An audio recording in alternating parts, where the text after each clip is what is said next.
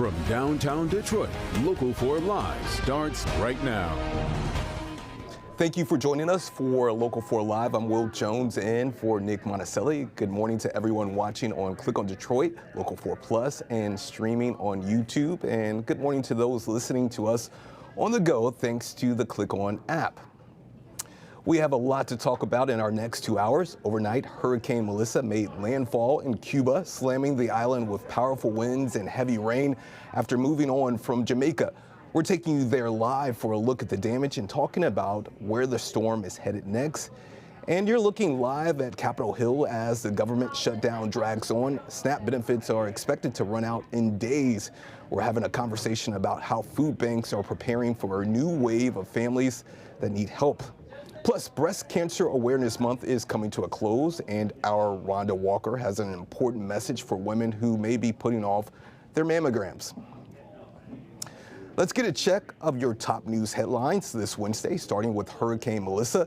The storm made landfall in Cuba about 5 hours ago as a Category 3 hurricane. More than 735,000 people were evacuated while officials warned of flash floods and landslides. This video from Santiago de Cuba shows heavy rain pouring over the balcony of a home as Hurricane Melissa inched closer to the country. You can also see water rushing down streets and into homes.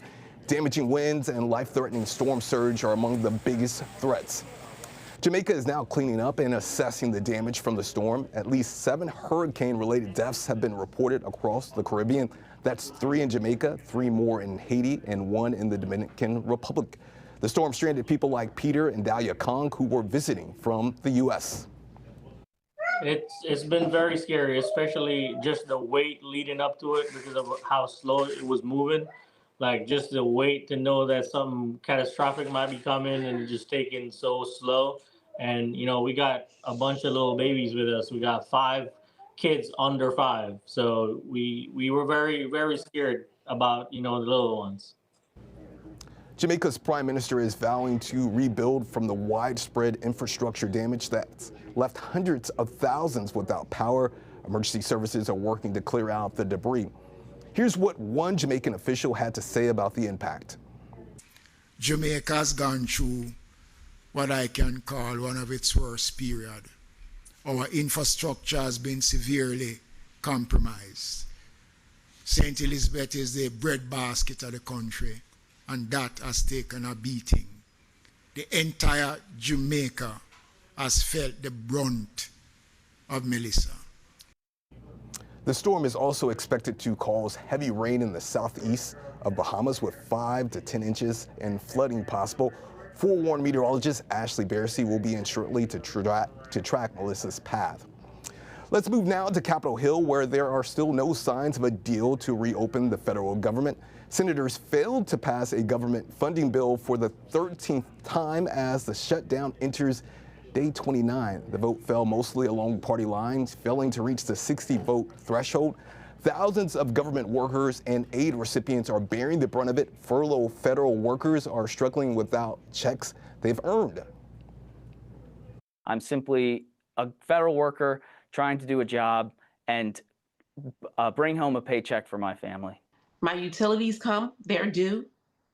My car note is due. My insurance is due.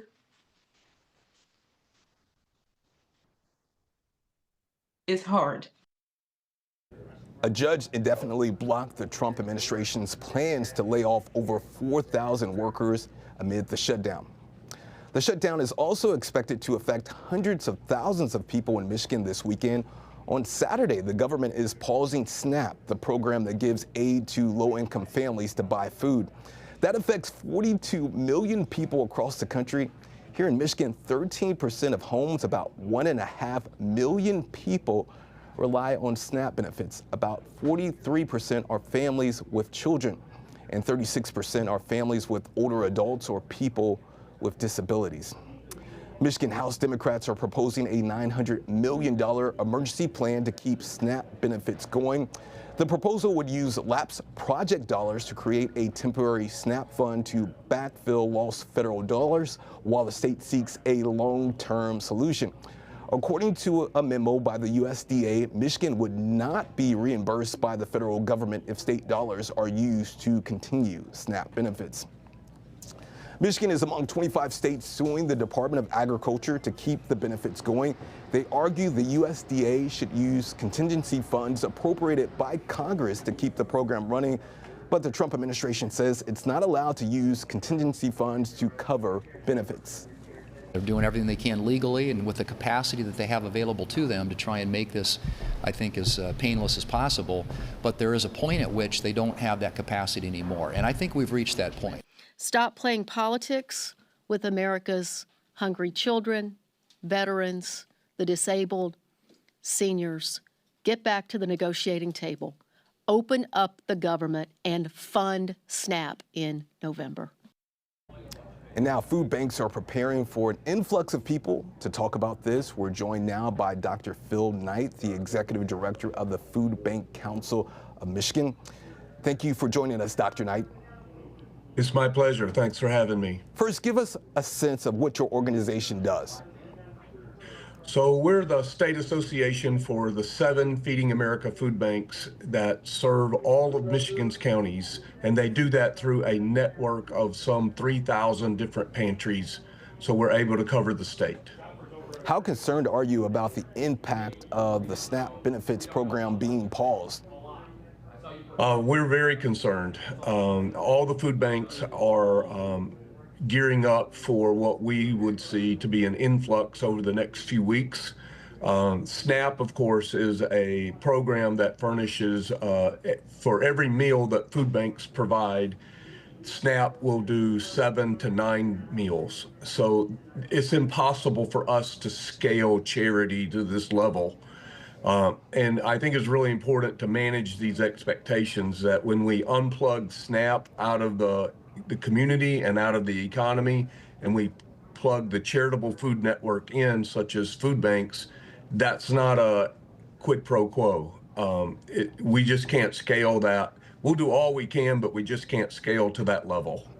Can you explain what is exactly happening behind the scenes with these food banks to prepare for the influx of people? Yeah, so all the food banks are meeting with their boards of directors, and they will be purchasing additional food. It is key to note that food banks in Michigan now are spending on average 5 times more purchasing food than what they spent in 2019 prior to the pandemic. So we're buying more food in anticipation that over the month of November, there will be more people coming to us that would need assistance. Are these families making calls right now to their local food banks? Are you hearing from families who rely on SNAP benefits wondering what should they do, where should they turn? Yes, and we are seeing people are nervous, right? And rightfully so. This is a big part of a family's income. And, you know, I think the key to note here is that over 60% of the families that come to food banks have someone in their home that has a full-time employment. This is a matter of more month than money, and SNAP and food banks come alongside to supplement people's income so that they are filling that gap. What can people start to do right now to prepare when these benefits are paused?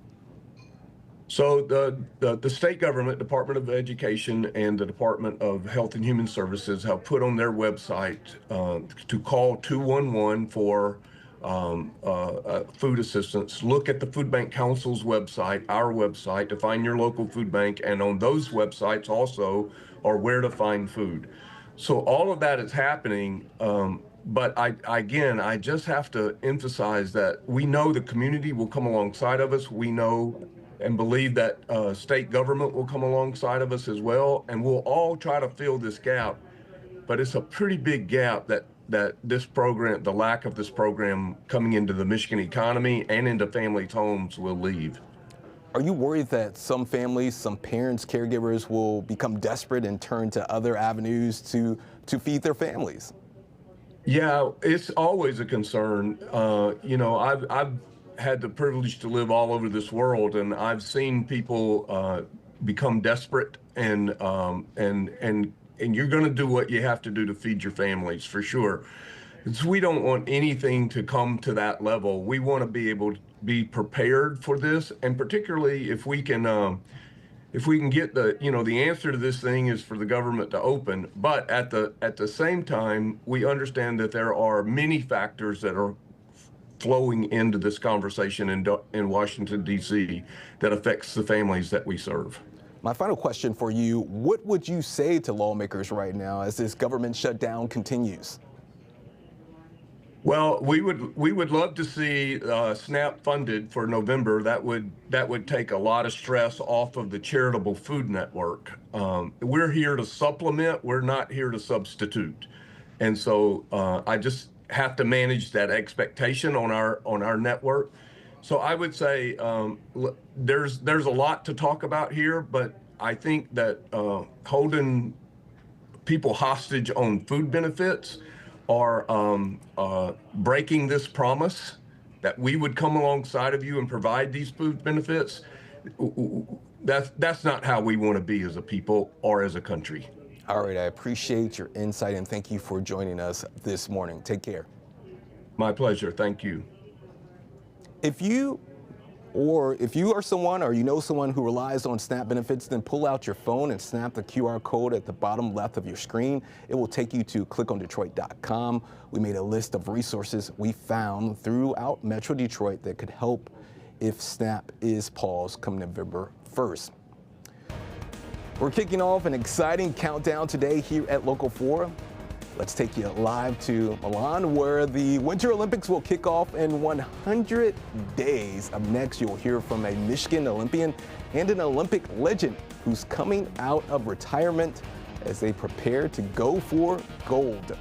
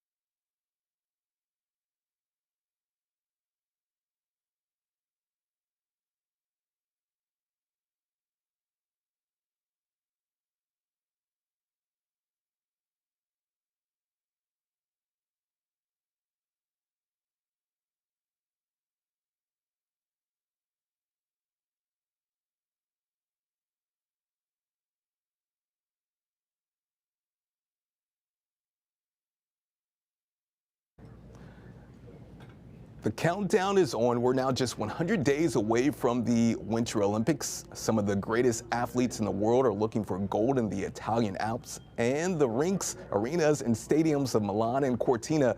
This week, dozens of Olympic hopefuls are at the Media Summit in New York, including a beloved Michigan Olympian. Jay Gray is in New York with a look.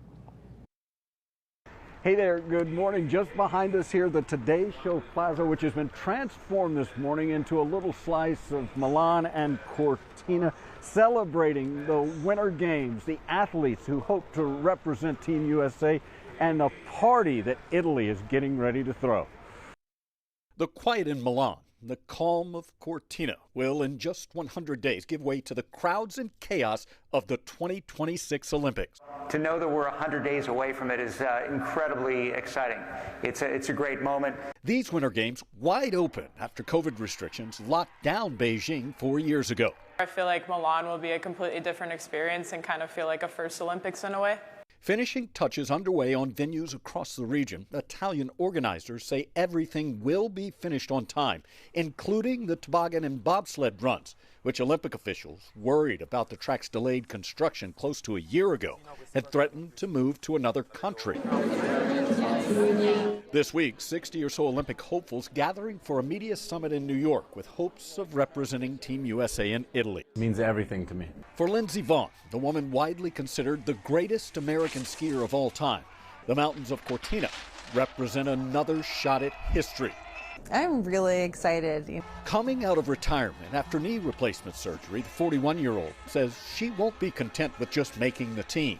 I have a lot of work to do still, and I always try to focus on the work, but I'm a pretty competitive person, and I have high expectations of myself. Vonn and the rest of America's hopefuls already thinking about the medal stand in Milan. Yeah, and Team USA anxious to get back out on the snow and ice after what was a disappointing medal count 4 years ago. Just 25 trips to the podium, 8 of those gold. Jay Gray, NBC News, New York. Join us in 100 days on February 6th for all your Olympic coverage only on Local 4. Our Ty Steele is headed to the games to bring you live coverage right here. It all starts in Milan, February 6th. You may have to tie down the Halloween decorations. Ashley is tracking a gusty day ahead before the rain rolls in. She will tell us if we can expect more of this weather for trick or treating.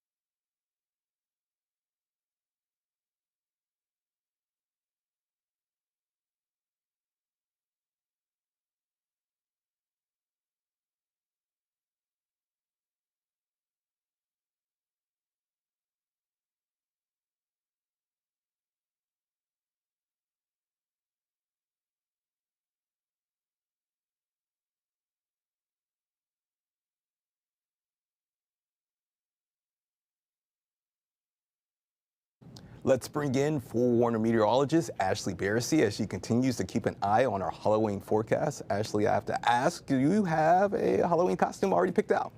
Oh, Will, we are in the era where you have multiple, because you have multiple trunk or treats and then you have trick or treating. So yes, I do. But for Halloween, my daughter wants me to be a witch with her. And you know what? With the winds that are in the forecast, we might be flying on a broom by the end of the night. We'll get to that in a moment. I do want to start, though, with the latest update that just came in this hour on Hurricane Melissa. Good news that it's been downgraded once again, a Cat 2. So still a strong hurricane out there with 105-mile-per-hour max winds in the eastern portion of Cuba. But the other silver lining is the government of Jamaica has now discontinued the tropical storm warnings for the island. So we're starting to see a bigger reprieve for Jamaica, but eastern Cuba is still getting impacted from this hurricane as it'll push off to the Bahamas today before pushing into the open waters.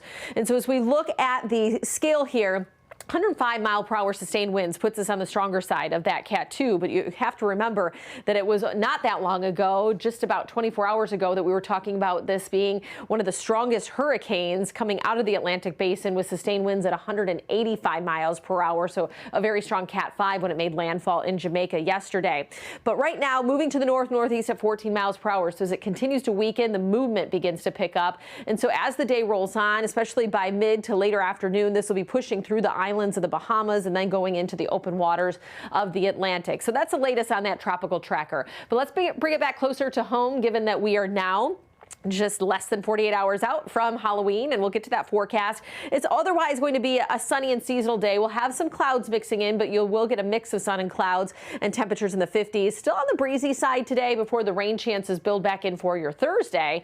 And then we'll push that out of here in time for your trick-or-treating. So you can see that swath of moisture down by the Ohio River, stretching throughout the southern portion of Illinois, Indiana, Ohio, and even into portions of Iowa. So that will eventually creep a little farther north, but for now, you see the sun beaming over downtown Detroit, where our temperatures are at the coolest point of the day, sitting on either side of 40 degrees. So throughout the rest of the day, we do get into the 50s. Let's kind of dive into this part of your forecast, where we'll be in the mid to upper 50s in the afternoon with some breezy conditions, meaning that those wind gusts are going to be very similar to the last couple days, that 20 to 25 mile per hour range.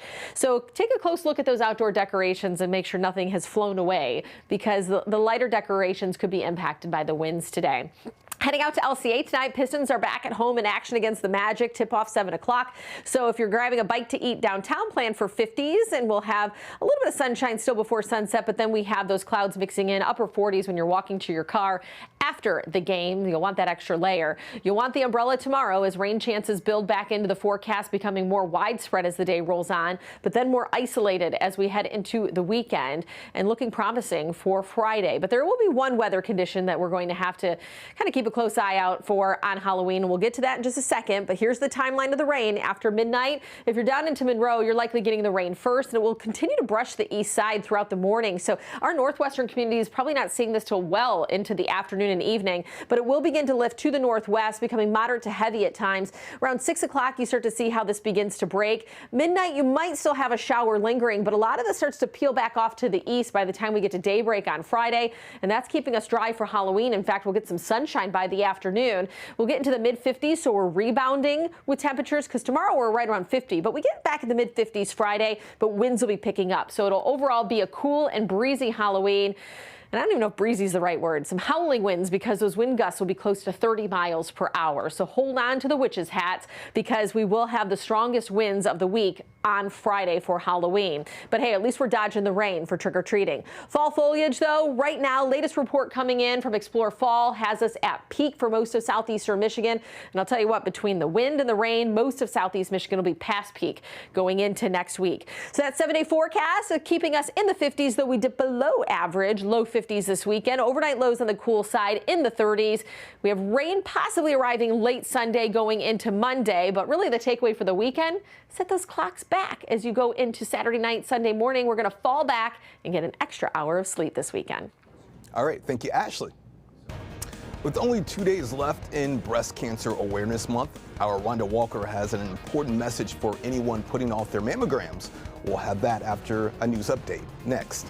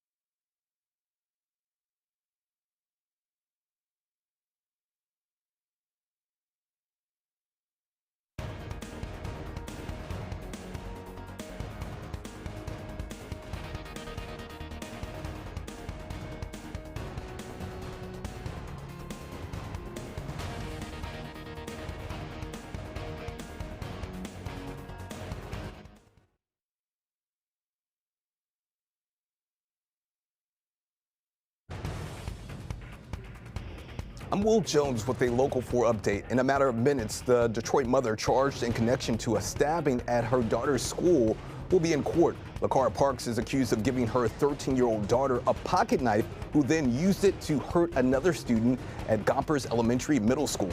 She has pleaded not guilty. Her daughter has been charged as a juvenile. And here's what's coming up on Local 4 Live. We're tracking Hurricane Melissa's landfall in Cuba and the damage we're seeing down there. Plus, we're exposing more danger zones, streets, and intersections. Local 4 insiders told us were problem spots for speeding, running stop signs. Today, we're in Rochester Hills. Plus, getting the kids outside and playing isn't just fun and games. We're looking at a new poll that's showing young kids are missing out on that precious time outside and why it's so important to their development. Ashley is back with a look at your forecast next.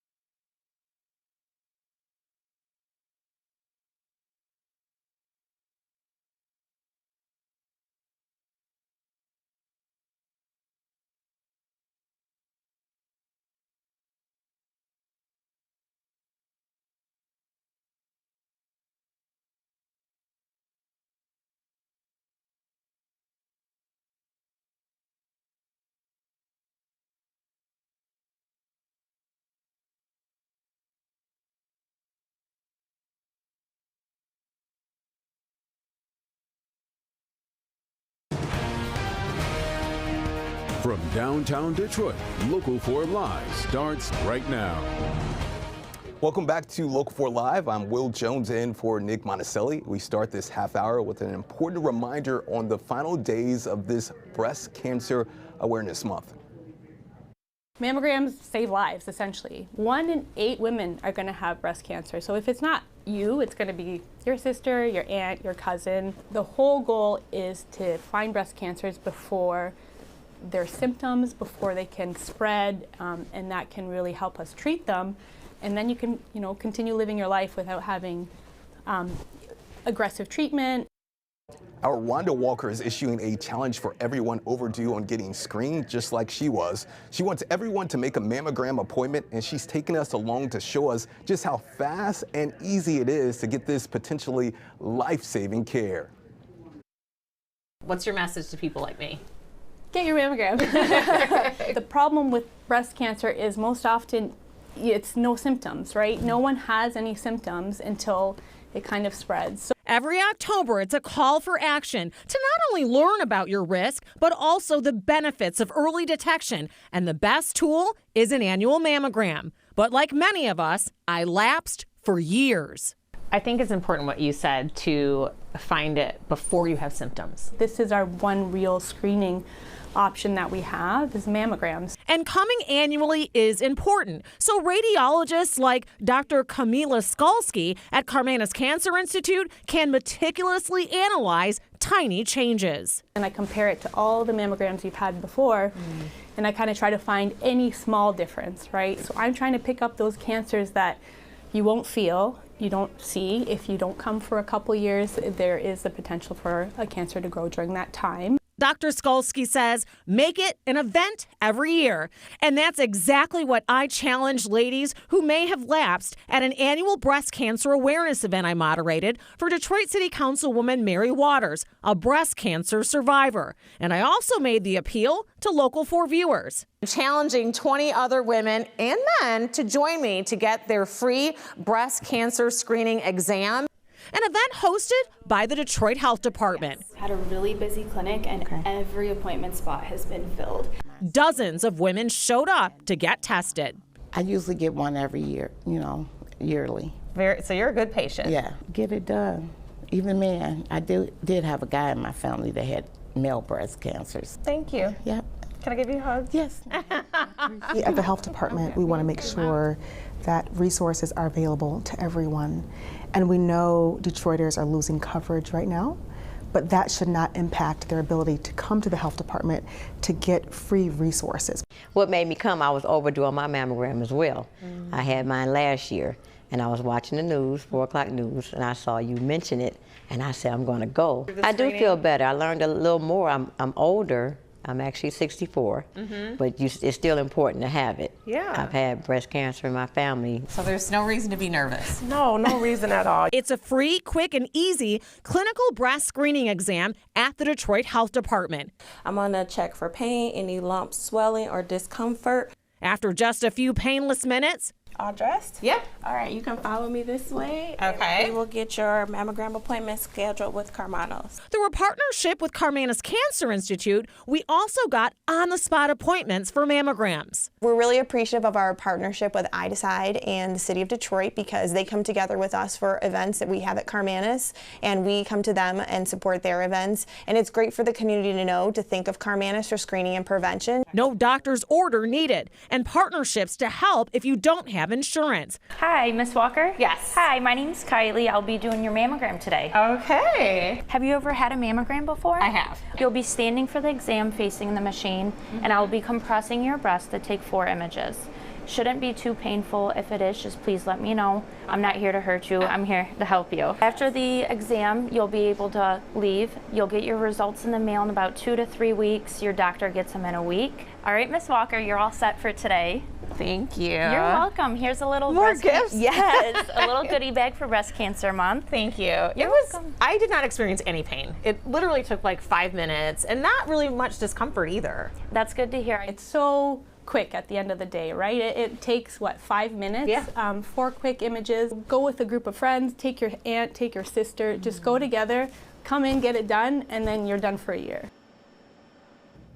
Rhonda is here now to talk about what inspired her to get her mammogram. Yeah, and then you're done for a year. I mean, I think the statistics that radiologist showed us at the top of the story, 1 in 8 women will have breast cancer. And when you think about that, you think about the 8 women that could be in your life. It could be 8 of my girlfriends. It could be 8 of my family members, cousins, aunts, siblings. And there you have 8. 1 out of those 8 people could get breast cancer. And of course, the most effective way to treat it is to catch it as early as possible. So in honor of Breast Cancer Awareness Month, I've been advocating personally for women to join me in getting up to date on our annual mammograms, especially women who have not gotten one this year, because you're supposed to get them annually, or have lapsed for many years like me.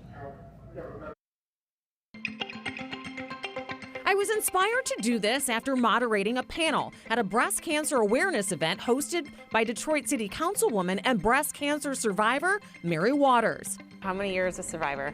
1.5. Okay, so it's recent. Yes. Breast cancer survivor Sandy Harvey was on the panel.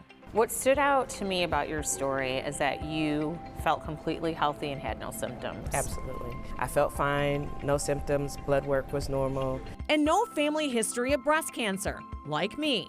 but all giving me a false sense of confidence I'm not at risk and not getting annual mammograms. And so you had been getting mammograms but lapsed? Yes. I was maybe about 6 months late getting my mammogram. So not that late. So what stage cancer? So I was 2B, invasive ductal carcinoma. It is serious. I ended up having to have a mastectomy on the right side. My doctor said it looked like a firecracker went off in your breast. So she's like, there's nothing to save. For the next 2 years, Sandy endured the medications, chemo, radiation, and surgeries with her husband, John, by her side. I had a great team of doctors. I have a great support system, and staying positive is really important to the healing process. Today, Sandy is cancer-free. I had my final surgery January of this year. What's your advice to people like me? Based on me not knowing I had cancer and feeling fine, I say I am advocating for people to get mammograms and do it annually. Don't take a break. After our interview, Sandy told me during her breast cancer fight, her doctor gave her a genetic blood test to detect if she has hereditary cancer genes and found out she carries the gene variant that puts her at high risk, but didn't know it because she never got tested and was never advised to. The Empower test by Natera, and it is a heredity screen for breast cancer and also the other 8 most common cancers. Looks at your hereditary cancer risk. So it's 81 genes across the 9 different cancer types with one single blood draw. Well, at least it's just one. During the free breast cancer screening event I covered last week at the Detroit Health Department, I was offered the Natera Empower blood test. Stalled as long as I could. Wait, let me ask some more questions. And took it despite my fear of needles. It's over with. Serious anxiety over needles, but I did it. Shout out to LaShawn Johnson, my nurse there at the Detroit Health Department, for the painless blood draw for that genetic test. So now I wait for the genetic test results along with the results of my mammogram. So I'll bring you those updates just as soon as I get them. But a big shout out to all the ladies that joined me for the screening, answering the appeal that I made right here last week. I am joining that chorus in hopes to get more of you to get caught up on your mammogram appointments. Make an appointment before the end of Breast Cancer Awareness Month, which is on Friday. If you don't mind me asking, why did you wait so long? You know, it's a great question, Will, and I really don't have a great answer. You know, I think I just felt like I live a healthy lifestyle. I don't have a family history. I just felt like I was taking good care of myself and doing all of the preventative care with healthy eating and exercise. I'm just really thankful that I got invited to host that panel. And that is the whole reason I believe that Detroit City Councilwoman Mary Waters, who is a survivor, as I mentioned, hosts that panel. It's in order to raise awareness and inspire people to get up to date on their mammograms and to get tested. And I think what finally clicked for me too is for women like Sandy, who no family history, completely healthy, no symptoms. And you know, you give that false sense of, I'm good, you know, I'll get to it later. And it's like, no, cancer could be in your body right now and you just don't know it. And mammograms are the best way to detect it early, before you ever feel any symptoms. That radiologist told me, she says, once you start to have symptoms, that's when it's already spread, but the mammogram can catch it sooner. And the reason you have to do it annually is because they can detect those tiny little changes from one year to the next. If you wait a couple years, it's like Sandy, you could have stage 2 cancer. Wow. All good information. Appreciate you being so open about why you waited. I know. You know what? I think I needed to just like hold myself accountable. I think, you know, sometimes I have friends, they were always like, I just got my mammogram. And, you know, everybody's talking about it. I'm like, you know, I'm behind. And it's like, I just got away with it for so long. I'm like, I need to tell people. I'm sure there's a lot more of us out here. So let's all go ahead and get it taken care of. And then like the radiologist said, make it an event every year. Put it in your calendar now to make that appointment, go out with friends and, you know, get the mammogram, then go out for drinks after. Just make it a part of your life every year, like a birthday. Appreciate it, Rhonda. Thank you so much. Thanks, Will. A knife attack sends a Detroit security guard to the hospital. How that security guard went above and beyond to protect himself and possibly save other lives.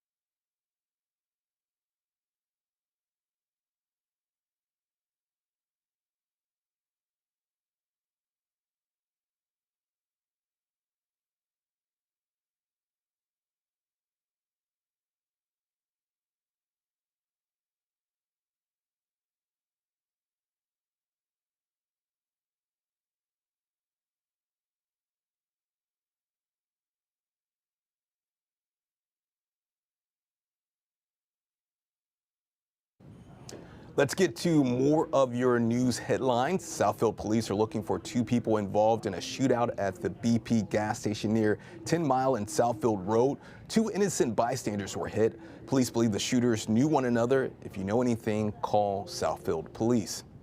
Southfield police are also looking for a peeping Tom who spied on a girl at a Michael's store near Telegraph and 12 Mile. Surveillance video shows the suspect. Police tell us when a 9-year-old girl and her mom used the restroom last week, the girl saw a cell phone peeking over her stall. Police hope the public can help identify this man. A Pontiac mother who made national headlines for allegedly abandoning her 3 kids will be in court today. Kelly Bryan faces a list of charges, including child abuse and welfare fraud. Her hearing gets underway at 1:30 this afternoon. It's a procedural pre-trial hearing, so it's unclear what may come of it. The Grand Blanc Township Fire Chief is back on the job. Chief Jamie Gent was reinstated Monday after he was put on administrative leave 2 weeks ago. Sources tell Local 4 he was put on leave after speaking out about understaffing, especially after last month's deadly shooting and fire at the Church of Jesus Christ of Latter-day Saints. A Detroit security guard is now speaking out after fighting for his life during a knife attack. The attack happened last Thursday at an apartment building on the city's east side. Police say the security officer was able to hold the suspect, Marcus Shamley, until officers got there, but the officer was injured in the attack. He pulls a knife out. And I'm like, it's not gonna go the way you want with that knife. Security officer Andre Ash fought off a man with a knife at Regency Towers on Detroit's east side last Thursday night. It seemed like I was having like an out-of-body experience in a way. Ash says it all started when he asked this man, identified by police as Marcus Shamley, who he was visiting in the apartment building. That's when he says Shamley pulled out a knife and swung at him. And he missed. And I hit him. And he was dazed for a minute. And I got ready to really attack him. I slipped. The floor was wet. Ash says he was stabbed a few times in the hand before he took the knife from Shamley, stabbed him, and held him down until police arrived. We would like to commend Andre's bravery and true courage that he displayed under pressure. He has been working for Shield Security since April and was assigned to Regency Towers, where residents say he made a big difference. He just did extra, more than what he's supposed to do on his job. Shamley is now facing charges, including assault with intent to murder and assault with a dangerous weapon. He could have very much killed somebody, because like I said, if I didn't have the will and the mindset that I was in, I think he could have killed me. The suspect was arraigned over the weekend. He was given a $50,000 bond. A motive for this attack is still under investigation. We're checking back in on Hurricane Melissa as it targets Cuba overnight. Plus, Ashley's back with some wind and rain in your forecast, but will it affect Halloween night?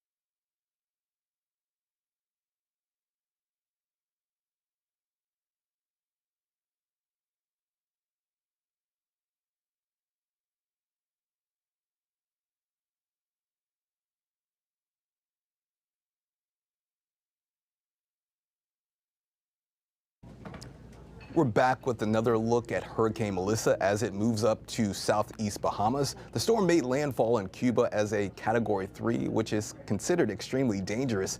Category 3 winds are sustained winds between 101 miles per hour and 130 miles per hour. That's what Cuba is dealing with right now.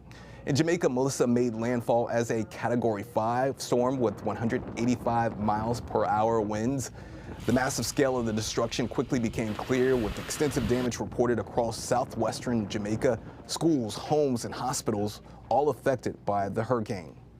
Some of those areas, like St. Elizabeth Parish, are the main food-producing regions of the country. St. Elizabeth is the breadbasket of the country, and that has taken a beating. More than 735,000 people have been evacuated in Cuba, where people and leaders spent days preparing for the hurricane's impact. Switching gears, let's talk about the weather here at home. A lot of focus is on Halloween. Let's bring in forewarned meteorologist Ashley Barrissey with those details. Hey there, Will. Yeah, we'll get to that local forecast, especially Halloween, in just a moment. But I want to give a little bit more context to the latest advisory that came out with Hurricane Melissa, because this is a Category 2 hurricane, which is a big downgrade from the Cat 5 that it was when it went through Jamaica, but was a Cat 3 when it made landfall early this morning in eastern Cuba, and still over a portion of the land, but will be inching off towards the Bahamas as the day rolls on. So that 8 a.m. advisory had those winds at 105 miles per hour and picking up in the movement, northeasterly movement at 14 miles per hour. The flooding, though, will be a concern throughout Cuba. We're talking anywhere from 10 to 20 inches of rain that will lead to the flash flooding and obviously the very strong winds that are being just violent in that area. So here's a look at that Saffir-Simpson scale, where we are at that Cat 2. It's a very strong Cat 2 because you'd have to be at 110 miles per hour for it to be on the threshold of that going into the Cat 3. But the Cat 5 starts at 157 miles per hour. And as you mentioned, Will, yesterday there were sustained winds with this hurricane at 185. So Hurricane Melissa, let's talk more about just how historic it was yesterday. Third strongest hurricane coming out of the Atlantic basin based on the pressure and the sustained winds. There was a wind gust that was clocked from the hurricane hunters at 252 miles per hour. That's one of the strongest wind gusts ever recorded on Earth, and the first Category 5 to make landfall ever in Jamaica. So as it continues to weaken, it'll pick up pace. As I mentioned, 14 mile per hour movement, and that's going to continue as the day rolls on. So you can see by the time we get in the mid-afternoon, putting that tracker on, it'll roll through islands of the Bahamas, not necessarily Nassau, the main island, but the other islands attached to the country, and then pushing off into the open waters of the Atlantic. So your weather story: we are going to be dry, sunny, seasonal today, still breezy with rain chances returning by Thursday. You see that rain down to our south. It eventually starts to creep its way into southeastern Michigan, just not today. We have sunshine to start. We're sitting on either side of 40 all across town, and we will have a few more increasing clouds as the afternoon rolls on. 56, 57, the afternoon high, pretty much on par with where we should be, but breezy, given that those wind gusts will be between about 20 to 25 miles per hour. So another breezy one, just like the last couple of days. But you don't have to take any rain gear if you're walking to or from Little Caesars Arena tonight, going to the Pistons game. Falling out of the 50s and the 40s, but we remain dry until right around midnight or so. More widespread rain in the forecast by the time we get to Thursday. So this is how it maps out. You can see pretty much in the clear throughout the rest of the day, but then by midnight, we get a little rain down into Monroe, and then it'll stay very much down to the southeast throughout the morning hours before lifting in the afternoon. And even still, Livingston up towards Genesee counties, I'm really not seeing much of this until we get probably mid to late afternoon, and it becomes more scattered and light. But it will begin to push to the northeast after midnight tomorrow night to Friday, and that gives us some drier conditions come Halloween. So we're drying things out. Trick-or-treating should remain dry. We actually have some clearer skies and back in the mid-50s. But the only little trick with this forecast is it's going to be gusty. We could see those wind gusts peaking close to 30 miles per hour on Friday. So if you thought the last couple days was breezy, well, just so you know, tomorrow or I should say Friday, will be the gustier day out of the next 7. So fall foliage report does put us at peak color across southeastern Michigan right now. Next week will likely be past peak in a lot of areas, and that's because of the wind and the rain in the forecast. And we'll have a lot of raking to do this weekend, but hey, at least you get an extra hour of sleep before you go to bed Saturday night. Switch those clocks backwards. We fall back, you get that extra hour, and we'll be in the low 50s through the weekend. All right, appreciate it, Ashley. The John Ball Zoo in Grand Rapids is welcoming its newest visitor. Next, we will introduce you to Hugo. the pygmy hippo.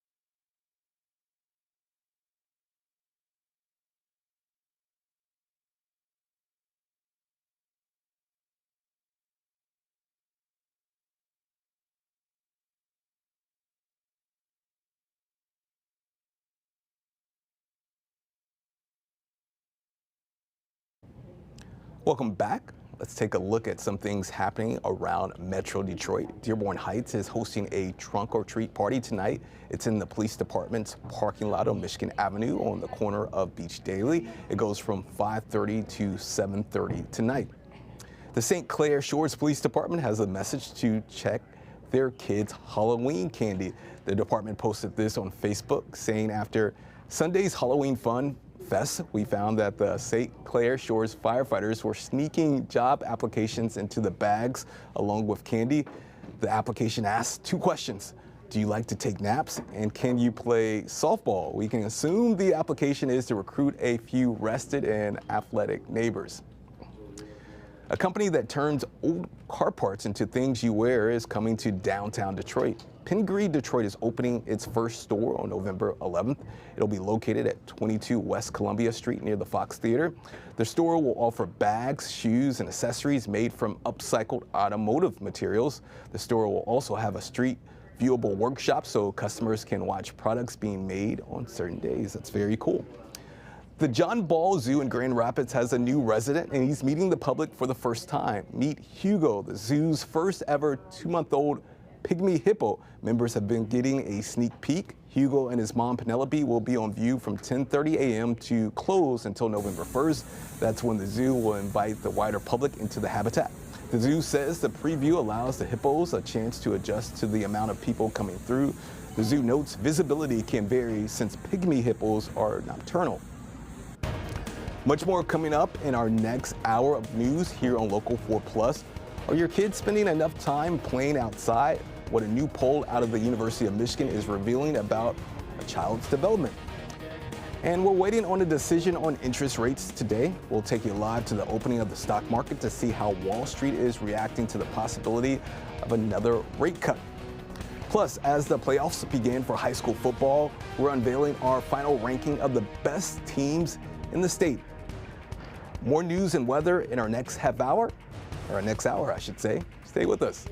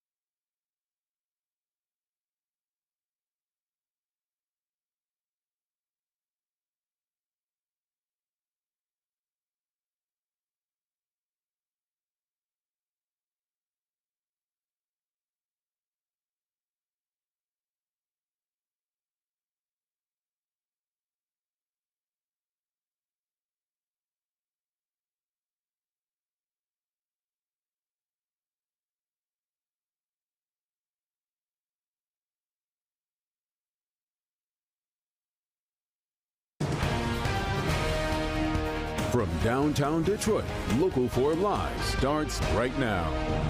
And welcome back to Local 4 Live. I'm Priya Mann in for Nick Monticelli this morning. We have a lot to talk about in our next hour of news. We are tracking the path of Hurricane Melissa as it hits Cuba overnight, moving on from Jamaica. It is now a Category 3 storm, and we'll bring you a look at those conditions right now. Plus, we continue to look into danger zones in your neighborhoods. Today, we're checking out a spot in Rochester Hills. Then, are your kids spending enough time playing outside? What a new poll from the University of Michigan is revealing about outdoor time and a child's development. But we do want to start with a check of your top headlines this Wednesday, starting with Hurricane Melissa. The storm made landfall in Cuba about 6 hours ago as a Category 3 hurricane. More than 735,000 people were evacuated, while officials warned of flash floods and landslides. Jamaica is now cleaning up and assessing the damage from the storm. At least 7 hurricane-related deaths have been reported across the Caribbean. That's 3 in Jamaica, 3 more in Haiti, and 1 in the Dominican Republic. This video from Ocho Rios in Jamaica showing heavy winds and some damage. You can see some trees there on the ground from Melissa's path of destruction. And just take a look at more video showing the aftermath in Jamaica. Melissa is the strongest storm to ever hit the country. You can see floodwaters and piles of debris covering the streets. You can see officers there in reflective jackets surveying the damage and assisting people who live in that area. Experts are saying the police station in the city, Black River, has become a refuge to people whose homes were flooded in the storm. And we'll, of course, be keeping you up to date with the latest on Melissa's path of destruction as the day goes on. Right now, police are searching for 2 people involved in a shootout at a gas station. 2 innocent bystanders were hurt. Southfield police say it happened at the BP near Southfield and 10 Mile Road. Shantae Passmore has the very latest. Good morning. You know, it's something we do all the time, stopping to get some gas, maybe popping inside the store to buy something. Instead, customers witness bullets spraying everywhere. And here is what we are learning so far about this case. According to police, 2 people entered the gas station just before 6 o'clock last night. Investigators believe that the pair know each other. It was during the shootout, we're told, bullets struck 2 men. When first responders arrived, they say by then the shooters had taken off. But early on in the investigation, detectives had determined that the victims had nothing to do with the shooting. Medics did rush them to a nearby hospital where we're told at last check they are listed in stable condition. Meanwhile, we are waiting to learn about a motive in this case as well as who police are looking for. As this manhunt lingers on, if you know anything, you're asked to call police. We're in Southfield. I'm Shantae Passmore, Local 4. All right, thank you, Shantae. Now to a disturbing story in Royal Oak. A 35-year-old woman is charged with killing a man with a screwdriver while babysitting his granddaughter. Samantha Booth worked as a nanny for the family for 2 years, and we're told there was never a problem before. Booth faces 6 felony charges. Officers say they found Booth outside, covered in blood, and that she later confessed to the attack. It's just tragic. The amount of rage and just the sheer magnitude of this violent assault is just incomprehensible. And to see that it happened to somebody that was so loved, it just doesn't make sense. And police haven't said anything about a possible motive. Booth is being held without bond and will face a judge again on November 7th. The Federal Reserve is expected to cut its benchmark interest rate by 1/4 percentage today. It would be the Fed's second rate cut in 6 weeks. Prices are still climbing higher than the central bank would like, but the Fed is concerned with preventing a big jump in unemployment. The stock market opens in 30 minutes, so we'll keep an eye on how the markets are reacting to this. Well, we do want to head over to Ann Arbor, where a new poll suggests parents can do more to encourage their children to play, spending less time on their phones and tablets and spending time outside. Experts say it's also about taking time away from the joys of just being a kid. That's what all that technology can do. We want to go through some of the highlights of this poll from U of M's C.S. Mott Children's Hospital. Thank you for joining us. Thank you for having me. We do have some stats who are up here. So in August, the hospital surveyed 710 parents with kids between the ages of 1 and 10. 1 in 10 parents say their young child plays outside once a week or less. 2 out of 3 parents say their young child has a pretend play on a typical day, and 4 out of 10 parents say they get nervous when their child goes too far or too high when they're playing. And 88% say their kids are still doing physical activities like running, jumping, and climbing on a typical day. I saw you nodding your head as we were reading some of those stats. We do want to talk about the findings more with Sarah Clark, the poll's co-director. Thanks for joining us. Thanks for having me. So what is your overall takeaway from this? The overall takeaway is for parents, when kids play, that's how they develop. Cognitively, emotionally, and physically. And so what we want to do on a daily basis is have these youngsters playing in all different kinds of ways. Are you seeing a rapid deterioration in what we would consider normal play, which has gone from, swinging on, the monkey bars at a park to now we're swiping? So a couple of things are happening. Yes, more time on phones, but also I think in general, parents today are a little less willing to let their kids do risky play. What's risky play? Risky play is when the kid is going a little further. They're doing something a little more, not quite sure if they can handle it. So that could be going higher. Think of a 1-year-old climbing up the stairs on a play structure, right? And they're struggling and figuring out how that happen. For a 3 or 4-year-old, that could be trying the monkey bars or maybe walking up the slide. Maybe the risk is, hey, I'm doing something the wrong way, right? That makes parents nervous. Sure. And I get that, and we heard that in our poll. And what I really want parents to remember, during that risky play, your kid is cognitively figuring things out. What strategy might I use, right? They're learning risk assessment. How far can I go? What happens if I go to the edge? I feel a little uncomfortable. I'm going to get back. That development of a risk assessment, like that kid is going to need it for the rest of their life. We want that to happen. So parents, I know you're nervous, but take a step back and give your kid that space to have risky play because it's so good for them. You were talking to somebody who was a perpetual rule breaker. If there was a rule I wanted to, I think my parents would say I engage in too many risky behaviors. Look at you today. Yeah, look at me now, Mom. But it's one of those things where we'd get on our bikes, like me and my friends, and we'd be gone for a few hours. And to think about it today, though, it's like, wow, they just let us go. I mean, we didn't have the phones, we didn't have the technology, so I was learning. And I want to be fair to parents. Because a lot of times the messaging that they're hearing is, you need to do this to protect your kids. In well child visits, we go over really important safety information. And I wonder if something we don't do enough of is, hey, here's what we want. Here's the good stuff. And yes, there's a way for you to keep your kids safe, but you don't have to be right next to them holding their hand or pulling them back. Find that balance. Is it also like the messaging too, because you want your kids to be able to have those social skills, right? Like you learn a lot when you're in a friend group or you're in a new environment, you're trying to navigate that. If you have a quote unquote helicopter parent, you might not be gaining those skills that will help you in the workforce, that will help you as an adult. That is a lot of it. And our national poll on children's health from CS Mott Children's Hospital, in this one we focused on parents of kids 1 to 5. And those social skills start even beginning, right? So at 1, kids are kind of playing by themselves or maybe peekaboo with a parent or something. But it transitions really quickly to play being a social activity, first alongside of another kid. You and I are playing, but we're kind of doing our own thing. And then gradually we move to playing together. That is, yes, absolutely. All of that is such important development for kids. So we really want different kinds of play, risky play, and then the third thing, outdoor play. Get outside. It doesn't have to be all day.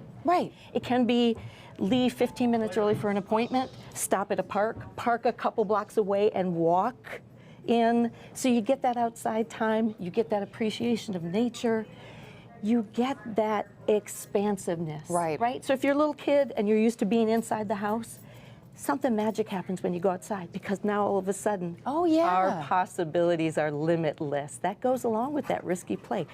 Think bigger. And I also think it's one of those like do as I do instead of do as I say. We need to be better role models ourselves. Being outside's good for us too. Yeah, it really is, being out in nature. And it's also interesting you mentioned the socialization. So I was in daycare when I was a kid. My brother had a nanny. And we learned in very different ways. You have to learn how to share. You have to learn what it's like being with other kids. And I feel like I developed some of those skills a little bit earlier on than my brother, who kind of had to go into the school system before he started to develop some of those skills himself. Yep, that is very much a part of it. And even when we think about things like make-believe or pretend play, sometimes little kids are pretending to be an adult. Sometimes they're pretending to be that other kid or that slightly older kid I saw at the park or in the neighborhood. So all of that stuff is wrapped up into play a lot, every day, and in different ways. Now, I know you mentioned that this poll was focused on kids 1 to 5. Now, you know, your 5-year-old's not going to be out biking far away. I mean, there's the risky play is very different for a 5-year-old. Can you give some examples of what you think would be something a parent can try with a child that young? So, maybe you stop off at a park or a nature area, and rather than you decide where we're going, let the kid decide, right? Yeah. Maybe there's a pond and the kid goes first. I'm not saying leaving them alone to jump in the water. Let that kid explore. It's them taking the lead in figuring out what we're going to do, what way are we going to go, how far do I want to go. That's where we get that great development going on. I can see the sparkle in your eyes, so I feel it's important to me. I really want kids today to have the same chances we did. Yeah, absolutely. I mean, technology is great, but there's something to be said about, you know, walking to school uphill both ways. We did it. We did it, right? Well, thank you so much. I think these are some good reminders, and again, to be a role model yourself for the behavior you want to see. Thank you so much for joining us. Thanks. Well, we are keeping an eye on the roads again this morning, continuing our week-long look at Metro Detroit's danger zones.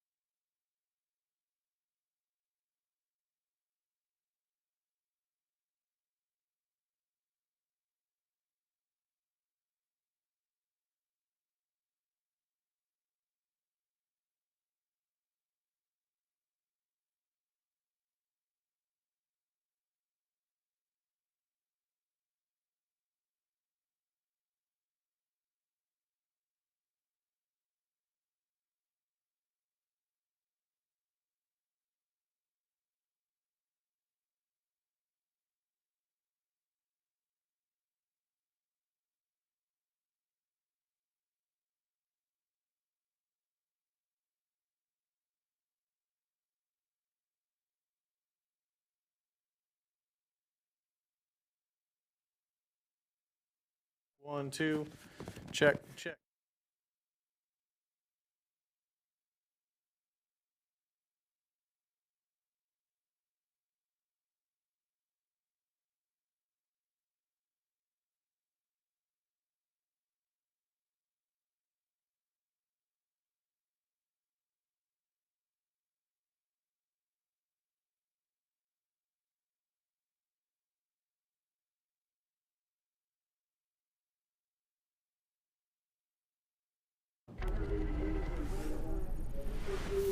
All this week, we are exposing danger zones. Streets Local 4 insiders told us were a problem spot for speeding, running stop signs, and dangerous traffic violations. Earlier this week, we took you out to Livonia and Detroit's West Side, both places you told us had some chaos on the road. Well, today, we're in Rochester Hills. And here's the tip that Jen sent us about her area. She says the intersection at Walton Boulevard and Old Perch Road has become extremely dangerous with frequent near misses and crashes. They're calling for a safety review to address what they describe as a constant risk for drivers. Nick Monticelli was there learning more about why residents are concerned. Good morning. So it's not rush hour. It's kind of difficult to see, especially before the sun comes up. But there is a left turn lane over there. In fact, where that white Chevy is right now, trying to go south on Old Perch. Sometimes they're stopped. Sometimes they have a green arrow with the right-of-way. But sometimes they've got a flashing yellow. They actually have one right now. You can see he's waiting for traffic, and now they're going to make that left-hand turn. That, though, is where there's a lot of crashes. And in fact, the viewer who called us lives just on the other side of that yellow sign. That's her backyard, and says there have been a lot of them, and this area should be studied. A lot of accidents happen here at this corner. Jen Damon moved to Rochester Hills 5 years ago. Her backyard is right next to Walton Road. She knew there would be noise, but she was not expecting all the crashes. I'd say 30. 30? 30. Really? Yeah. She thinks the issue is the intersection of Walton and Old Perch, westbound traffic trying to turn left, which at times has the right-of-way with a green left turn arrow. But then it becomes a yield with a flashing arrow. Jen says that's when the crashes happen. They've been pretty bad. We've seen people taken out on stretchers. We've seen, people sitting here on, the curb here after accidents. They're pretty bad. In fact, one happened the morning after our Local 4 cameras were there, but Jen heard it and could see it from her backyard. So what's the problem? Jen thinks drivers have a hard time seeing oncoming traffic. We're going to continue to look into this. But the Road Commission for Oakland County says it's really about impatient drivers. The problem is, in rush hour, there's very heavy traffic here, and people take risks and try to run through the red light. In your perfect world, what happens here? What's the fix? Perfect world, I don't know if it's a light change, just really safety. The Road Commission says they could eliminate the left turn on yield, always stopping oncoming traffic. But we don't see that. It's preventing very many of the crashes, and it would cause a greater delay on the east-west traffic on Walton Boulevard, which would only make the congestion worse. But either way, thanks to Jen bringing this to our attention, traffic engineers will be taking a closer look. We appreciate those calls. Even if people are frustrated, we'll take that. We'd rather hear the concerns and allow us to take a look at it. Doesn't mean we can necessarily do anything to change it, but if there is something we can do, we'll certainly do it. Also consider this, when you've got that flashing yellow for both those turning left and those going east on Walton, some people are trying to race through, people are impatient, trying to get to work, to school, whatever it might be. That's really what the Road Commission is saying is, again, it's those impatient drivers. They are, as they just said, going to take a look at it. This falls as 110 of 400 of the crashes, the worst ones, worst intersections, I should say. Normally they review the top or the worst 100. They're going to add this one to the list as well. And whenever I asked Jen how many crashes have been here since you moved in 5 years ago, she said 30. The Road Commission for Oakland County says that's about right, 30 over the past 5 years. So again, they are taking another look. We're in Rochester Hills. Nick Monticelli, Local 4. And we want to hear from you. What danger zones are in your community? You can scan the QR code that's on your screen right now or go to Click on Detroit. There you can leave us a tip about speeding or other dangerous driving that you've seen in your area. Well, hard to believe, but the holidays are rolling into Michigan Central Station. Winter at the station is back with music, food, and festive fun for the whole family. We'll tell you when it kicks off and why you'll want to mark your calendar.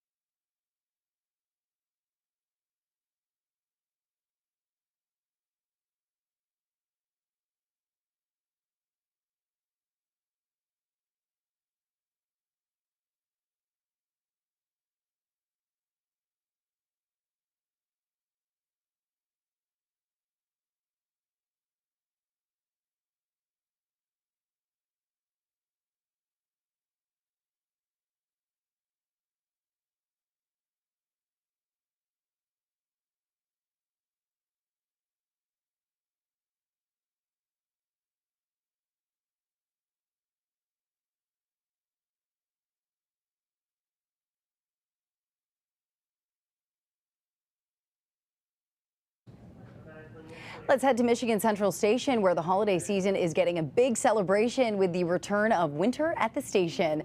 This is the second year for the event, running from November 14th through December 28th. It was a huge hit last year, with more than 53,000 people stopping by. You'll enjoy live music from Detroit artists in all kinds of genres, tasty locally made food and drinks, hands-on creative workshops, and lots of unique small businesses to shop from. And the best part, admission is free. And before we can think about Christmas, though, we do need to get through Halloween. Let's get over to forewarned meteorologist Ashley Barassi with your trick-or-treating forecast. Now, forewarned weather with Exact Track 4D. Well, holding on to one more dry day before the pattern begins to change for your Thursday and another seasonal day. So ending this stretch with some sunshine, a few clouds mixing in ahead of our next rainmaker, but we're back in the mid to upper 50s across town this afternoon.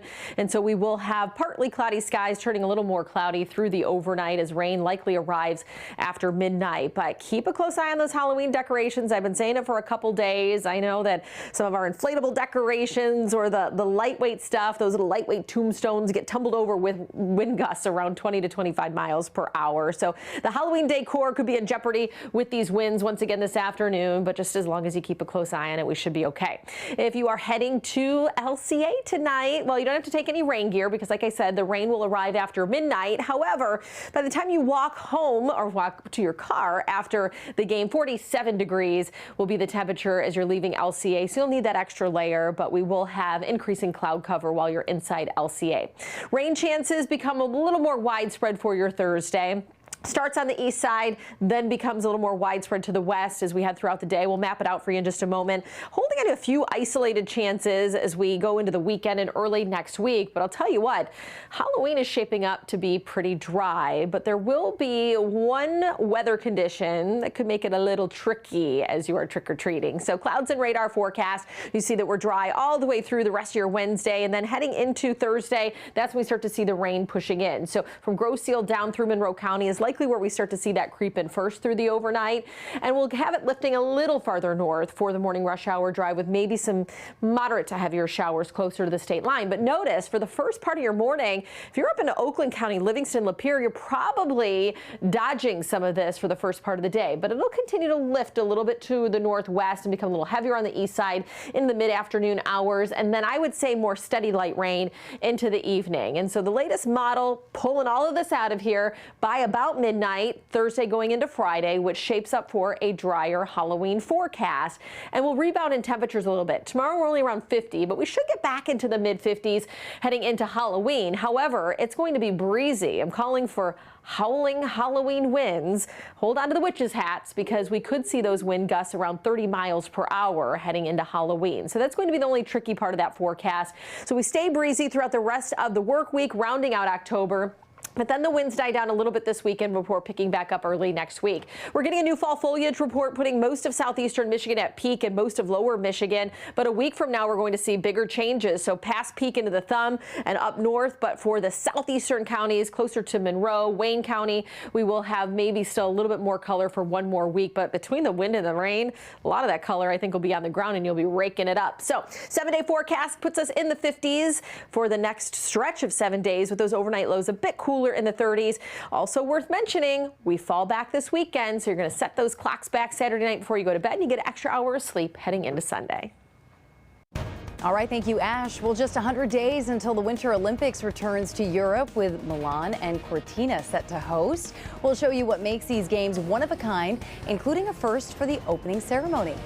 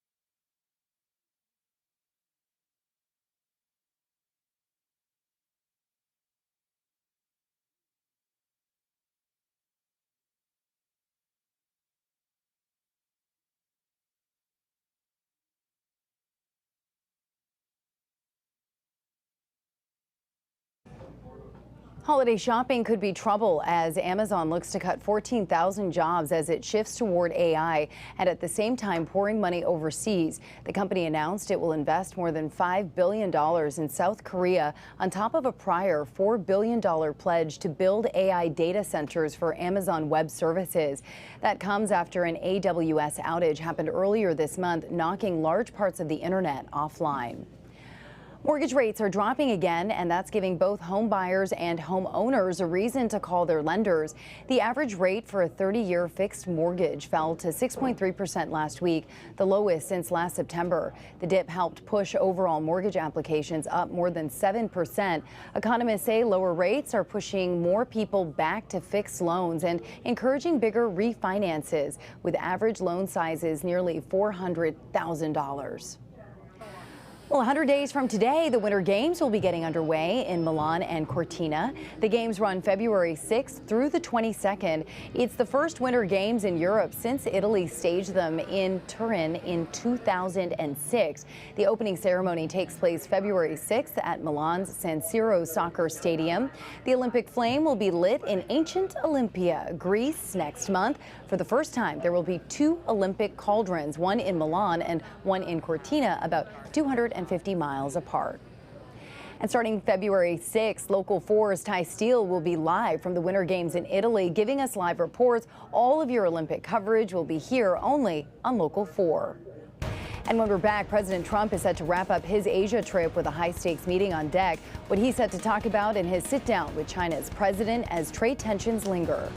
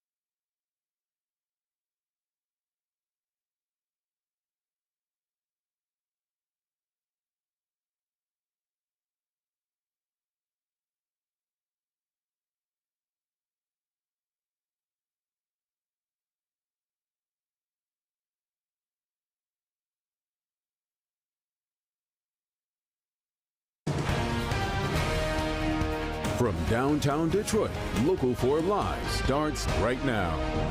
And welcome back to Local 4 Live. I'm Priya Mann in for Nick Monticelli this morning. We're getting a live look over South Korea right now, where President Trump is on the final stop of his Asia trip. He's set to meet with China's president tomorrow, hoping to ease trade tensions. Meanwhile, back home, the government shutdown drags on, with federal workers and aid programs feeling the impact.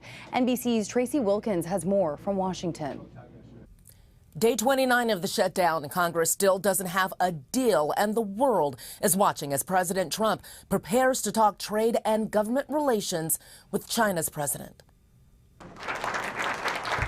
South Korea, the last stop on President Donald Trump's tour of Asia, as he prepares to meet with China's President Xi. Trump is saying a new era of trade is on the horizon, offering some optimism after months of a tense trade war with China. The world is watching to see if talks between the two world leaders can cool tensions. You know that President Xi of China is coming tomorrow here, and we're going to be, I hope, making a deal. I think we're going to have a deal. I think it'll be a good deal for both.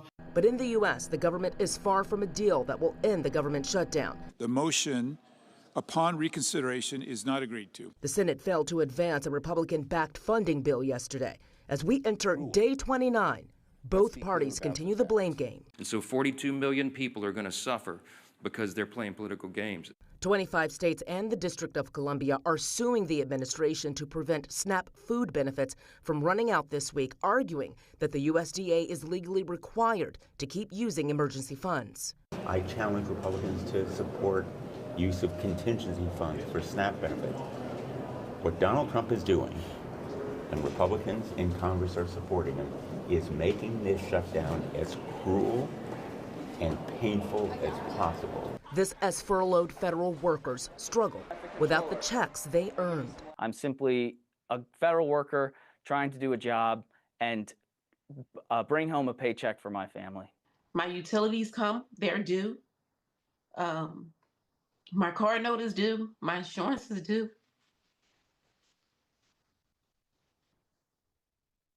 It's hard.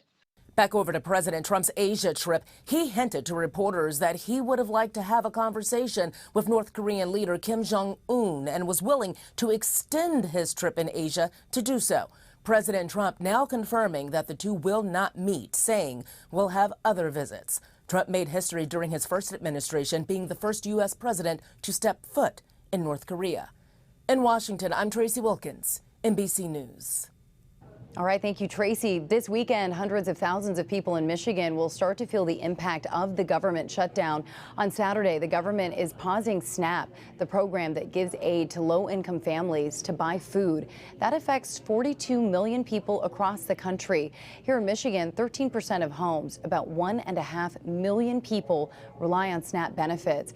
About 43% are families with children, and 36% are families with older adults or people with disabilities. And now food banks are preparing for an influx of people. Last hour, Will Jones talked with Dr. Phil Knight, the executive director of the Food Bank Council of Michigan. Take a listen to a part of that conversation. So we're the state association for the 7 Feeding America food banks that serve all of Michigan's counties, and they do that through a network of some 3,000 different pantries, so we're able to cover the state. How concerned are you about the impact of the SNAP benefits program being paused? We're very concerned. All the food banks are gearing up for what we would see to be an influx over the next few weeks. SNAP, of course, is a program that furnishes for every meal that food banks provide. SNAP will do 7 to 9 meals. So it's impossible for us to scale charity to this level. And I think it's really important to manage these expectations that when we unplug SNAP out of the community and out of the economy, and we plug the charitable food network in, such as food banks, that's not a quid pro quo. We just can't scale that. We'll do all we can, but we just can't scale to that level. Can you explain what is exactly happening behind the scenes with these food banks to prepare for the influx of people? Yeah, so all the food banks are meeting with their boards of directors, and they will be purchasing additional food. It is key to note that food banks in Michigan now are spending on average 5 times more purchasing food than what they spent in 2019 prior to the pandemic. So we're buying more food in anticipation that over the month of November, there will be more people coming to us that would need assistance.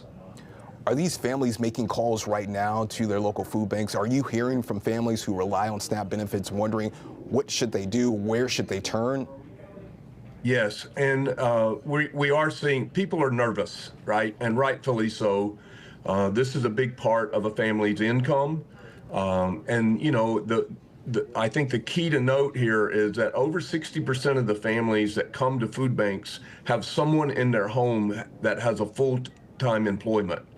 This is a matter of more month than money, and SNAP and food banks come alongside to supplement people's income so that they are filling that gap. What can people start to do right now to prepare when these benefits are paused?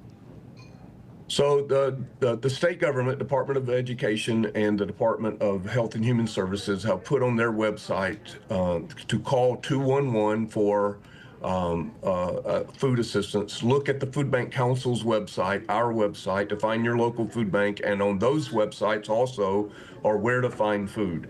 So all of that is happening, but I just have to emphasize that we know the community will come alongside of us. We know and believe that state government will come alongside of us as well, and we'll all try to fill this gap. But it's a pretty big gap that this program, the lack of this program coming into the Michigan economy and into families' homes will leave. Are you worried that some families, some parents, caregivers will become desperate and turn to other avenues to feed their families? Yeah, it's always a concern. You know, I've had the privilege to live all over this world, and I've seen people become desperate, and you're going to do what you have to do to feed your families, for sure.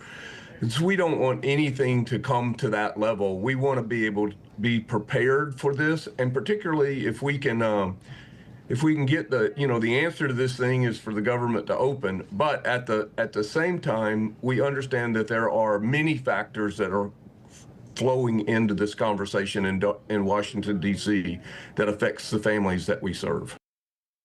And if you are or know a family who relies on SNAP benefits, pull out your phone and snap that QR code at the bottom left of your screen. It'll take you to clickondetroit.com, where we've made a list of resources that we have found throughout Metro Detroit that could help if SNAP is paused come November 1st. The legal fight over National Guard deployments far from over. A new twist in the courtroom as judges take another look at President Trump's plan to send troops into Portland. We'll break down what's next and why this case is making headlines again.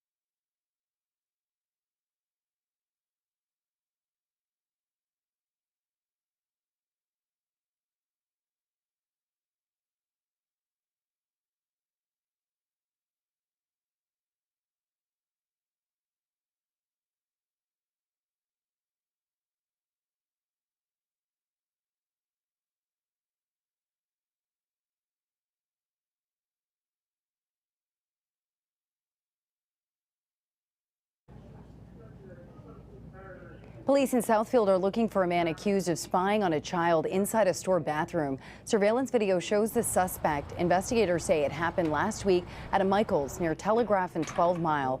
A 9-year-old girl was in the restroom with her mom when she spotted a cell phone being held over the stall.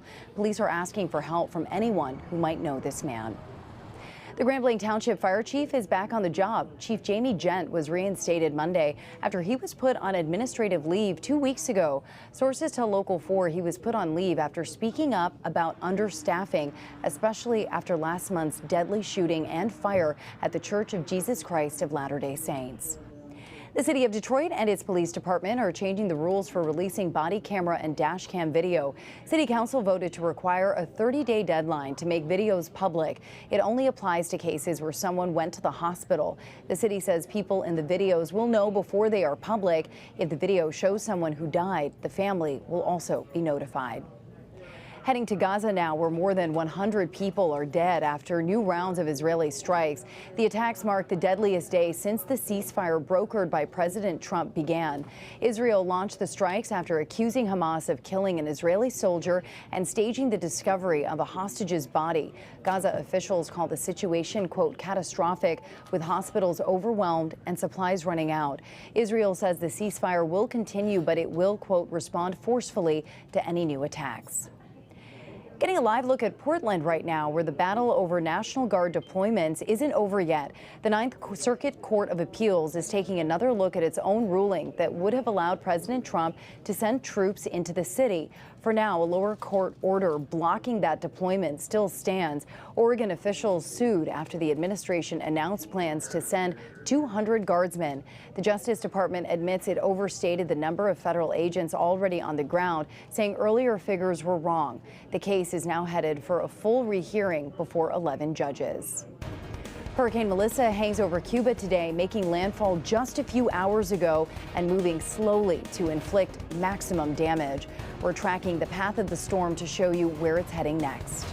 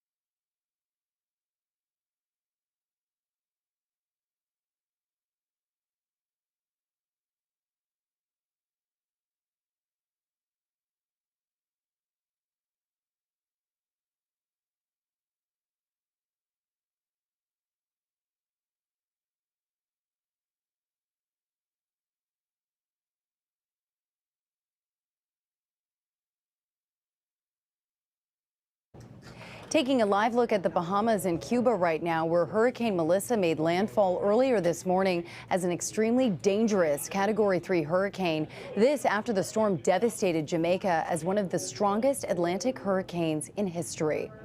The entire Jamaica has felt the brunt of Melissa.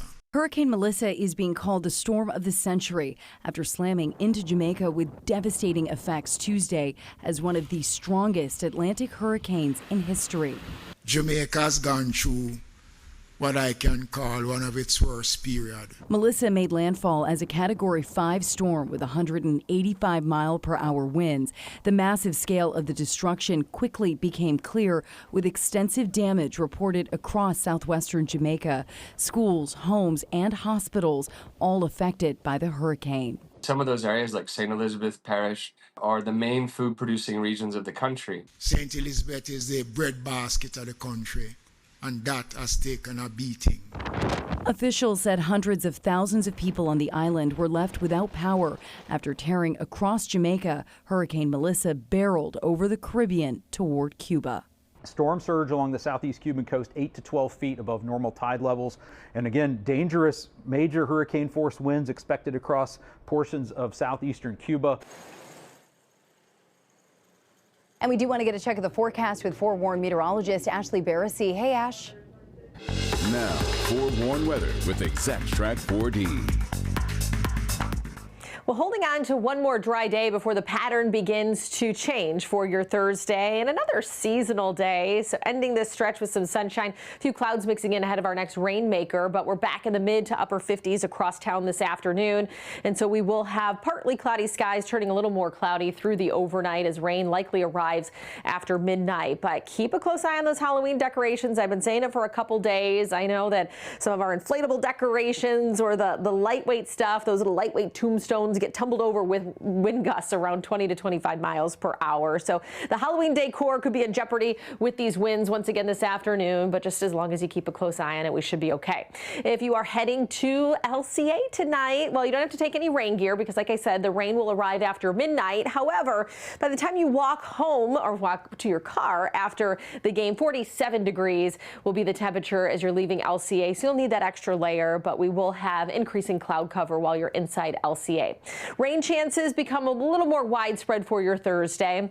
Starts on the east side, then becomes a little more widespread to the west as we head throughout the day. We'll map it out for you in just a moment. Holding on to a few isolated chances as we go into the weekend and early next week. But I'll tell you what, Halloween is shaping up to be pretty dry, but there will be one weather condition that could make it a little tricky as you are trick-or-treating. So clouds and radar forecast, you see that we're dry all the way through the rest of your Wednesday, and then heading into Thursday, that's when we start to see the rain pushing in. So from Grosse Ile down through Monroe County is likely where we start to see that creep in first through the overnight, and we'll have it lifting a little farther north for the morning rush hour drive with maybe some moderate to heavier showers closer to the state line. But notice for the first part of your morning, if you're up into Oakland County, Livingston, Lapeer, you're probably dodging some of this for the first part of the day, but it'll continue to lift a little bit to the northwest and become a little heavier on the east side in the mid-afternoon hours, and then I would say more steady light rain into the evening. And so the latest model pulling all of this out of here by about midnight, Thursday going into Friday, which shapes up for a drier Halloween forecast.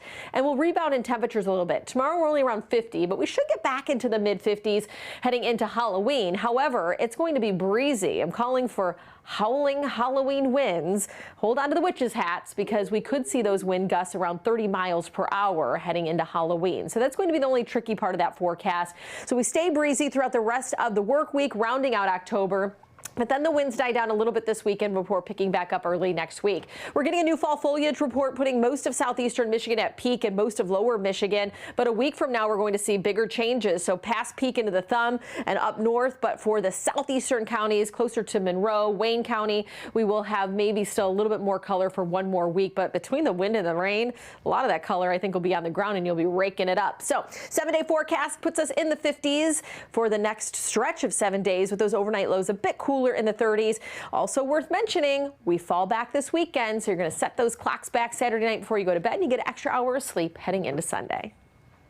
All right, thank you, Ashley. And when we're back, we're checking in with Tati from Live in the D to talk about what's going on in the show, plus a check of our weekly Power Poll rankings from Hobie RT. Stay with us.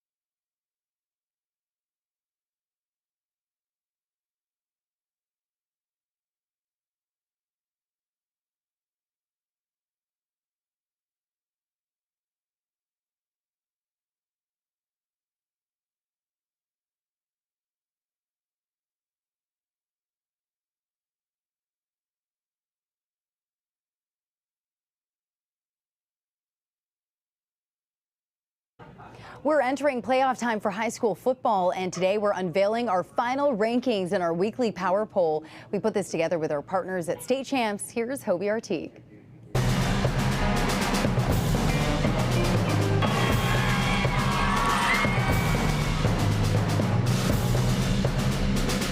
Time to lock in for the postseason in high school football here in Michigan. But before then, we have one final top 10 in our power poll along with state champs Lauren Plant joining us and a lot of talent showing up this year in Michigan. All good things, Hobie, all good things. However, playoffs, it's win or go home. Coming in at number 10 again this week, it is Davison, and they have a very tough matchup to begin their postseason run. No question about it. A lot of momentum going in, 44-0 win against Lapeer, but yes, they've got a huge matchup this week. And it might be top 10. Number 9, East Kentwood. Number 8, Rockford. Celine continuing their bounce back at number 7. That's right. They took care of Lake Orion 49-14. They've got 5-4 Salem to start the playoffs. Clarkston on a 7-game win streak, but we mentioned that tough game that Davison has coming up. It's against the Wolves to begin the playoffs. That's right. That is our main event this week. Their defense is allowing less than 10 points per game since September. Impressive. And number 5, again, Grand Blanc. They stay at number 5, but they had to work for it last week to stay in that spot. Finding ways to win to stay undefeated, they beat Romeo 40-36, a 47-yard game-winning TD to Cayston Sendry. This offense has scored 50-plus in 5 games. We'll see if they can keep it rolling. At number 4, Hudsonville remaining undefeated in D1, but they had a close game to close out the regular season, too. They did. They beat Granville 28-25. Their quarterback, Brady Van Lake, has committed to Ferris State. Good for him. They've got Jenison to start. Bulldogs getting so much talent from here in Michigan. At number 3, so many teams in D1 in the power poll, but here we have Harper Woods staying put in the top 3 as they finish the regular season undefeated as well. Yeah, and with the most playoff points heading into the playoffs, they're going to take on Macomb Lutheran North to start this. I got to tell you, the junior defensive end, the offensive lineman Corey Bailey, his sack, fumble recovery, and return for a TD is what made the difference against Mason. Our top 2 has remained the same throughout the season. Very hard to do, but Detroit Catholic Central making it look easy this year as they begin their playoff run. That's right. So they take out number 11 Detroit King at Ford Field 26-14. Jack Janda had a couple of sacks. Samson Gash visiting Alabama, although committed to Michigan State, opening it up. Maybe Shamrocks host Heartland. As for Cass Tech, remaining number 1 all season long, their road to repeating in D1 continues this week. That's right. So they took care of Temperance Bedford 61-0 to end the regular season. Their defense has posted shutouts in 5 of their last 7 regular season games, but they've got Northville coming to town. Postseason time is now. We'll have you covered on Local 4 and over on State Champs. Check it out. All right, thank you, Hobie. It is creepy, kooky, mysterious, and spooky. And yes, we're talking about the Addams family. This house outside Milwaukee has been transformed into the family's haunted mansion, complete with Thing, Cousin It, and that famous staircase. Every detail is spot on thanks to a family who loves going all out for Halloween. In past years, they've recreated The Wizard of Oz and Scooby-Doo. This year, they're adding a little snap to spooky season. Love that. Must be so fun for the kids there. And we have so much more coming up throughout the day here on Local 4. Tati and Kim from Live in the D are joining us. Hey, guys. Hi. How are you? Another exciting show. Absolutely. Every day we've got an exciting show. We sure do. Okay, so one thing that we're going to be talking about today at the top of the show is crackdowns that Airbnb is doing on partying during Halloween. You know, a lot of times we look at those haunted houses and we're like, oh, that would be like a sick place to rent out and have a party. Yeah. Well, we're talking about that. Another thing we're talking about today is a change in dating. Oh, tell me more. Oh, gosh. Is it getting better? So, no. No. It's actually not. You would actually appreciate this. I'm going to take some notes. People are dating not because they find a connection with somebody, but because they have status. Oh. So what if somebody is like, oh, I want to date Priya because she's on the news, but they have no interest in you? Yeah. No. But that's happening. Oh, no, we it's can't do happening that. all the time. And I think that, you know, it just speaks to where we are as a society. You're chasing how many followers someone says. You know, you actually have to hang out with this person. Yes, exactly. Right? You actually have to spend time with them. Although taking a nice picture is a nice part of dating. I'm kidding. You were like, wait, what? No. You need connection. You need something serious and like deeper. Absolutely. I know. Sometimes when I hear that somebody's dating somebody and they're like partner is not on social media, it's almost like A green okay. flag. Green flag, yes. Yes. But then you wonder why. Right. Why is it a red flag? Well, hopefully they're on LinkedIn, though. Business I love it that my fiance is not on social media because Yes. he's got more important things to do. Because he doesn't care. He You're does the not big care. TV personality. He's like, that's enough. And he's all over LinkedIn, obviously. Yeah, But yes, that's yes. enough. And we are celebrating Dia de los Muertos on the show today, which is also a holiday that is the Day of the Dead, celebrated by the Mexican culture here in our area. And they're going to come in, and there's actually going to be a night market celebrating it. So I'm looking forward to that. When is it? It is going to be this weekend. Oh, I You gotta love watch that. Live in the D. I gotta watch it. I'm a Southwest Detroit girl. I and love I'm this. just hoping that for every time we have to say that, you say it. I got because you. you say it so good. I got well. you. Yeah. That was those few years of Spanish that I took. I was watching Got her you. mouth. I was like, that's how we say it. Yes. See, we're going to leave you with There we Tati go. and Kim. Have a great day, guys.